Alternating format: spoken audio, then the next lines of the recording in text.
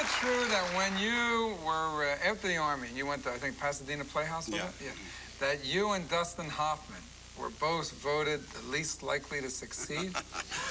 Is that really true? Yeah, that's true.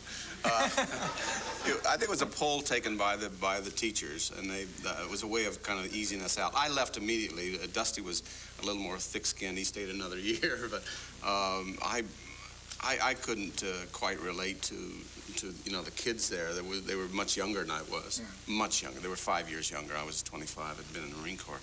And so I came on to New York, and then Dustin came the following season, stayed with me, and then I introduced him to Bob Duval, and they had apartments around the city here, New York, for years together. I mean, I'm talking apartments. They were pretty bad. They were, with the hose you need, with the dirty underwear and everything was hanging there.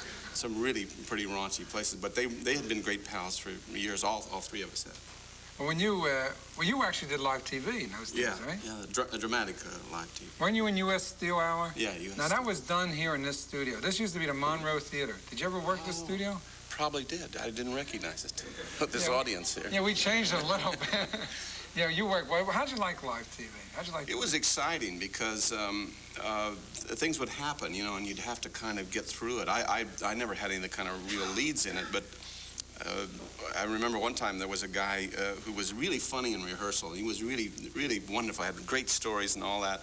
And of course, they opened up live on him on the night, and he went dry. He couldn't have told you his name, and everybody was sitting around at the card table, and everybody started taking his lines until he finally, after about 3 or 4 minutes, he came back.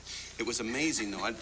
You learn a great deal from that, and not to fool around, when it comes time to rehearsal, to really put the time. Well, I like live TV. I remember one time seeing live TV where there was a person, some people were trapped in a dome from outer space, and they said, "We can't get out, we can never get out." And the wall slid open, and there was a guy sitting there with the script marking it on. And I had to go over, "We'll never get out," slam the door. I remember seeing one time on live television, and I have a feeling the way it happened was in the early days of live television, they wouldn't allow you to use props because you had to have a union prop man in. So you had to fake it. You'd pantomime whatever, the coffee cup.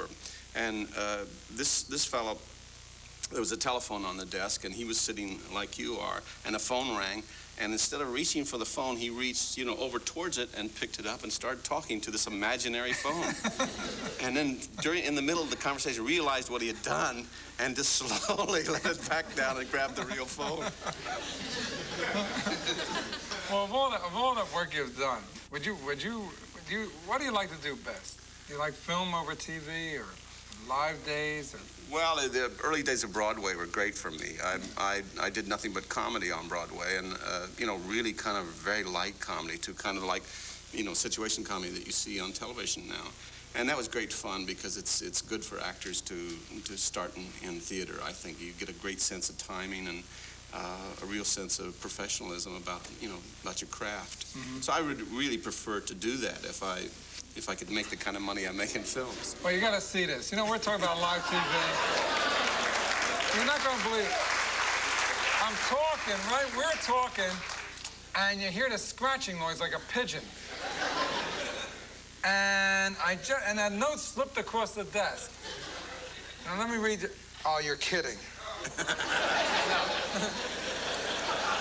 This is the note. Wait, listen, you got to hear this, Gene. Listen.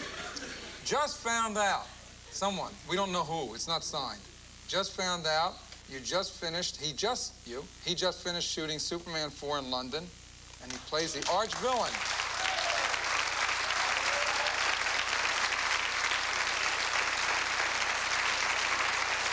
So is this a valid note? Yeah, I just finished Superman. How'd you like that? That must have been a fun, right? I play the same character I played in the first two. Yeah. Lex Luthor. It's great fun. It's like a license to steal. That character, you can do anything you want with it. I hope.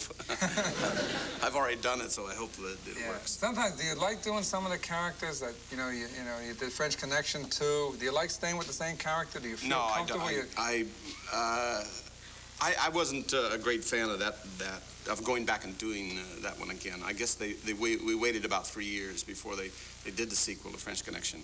And I was off doing other things, and my head wasn't in that. Yeah.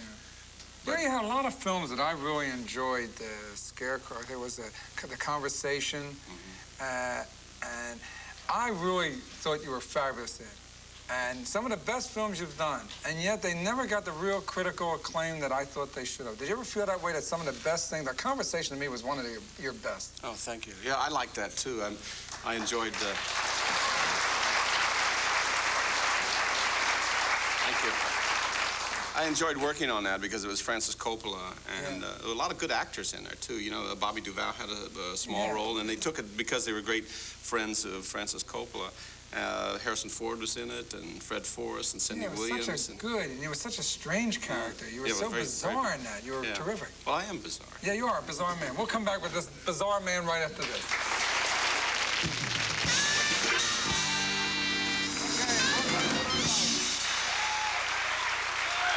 You know what's interesting?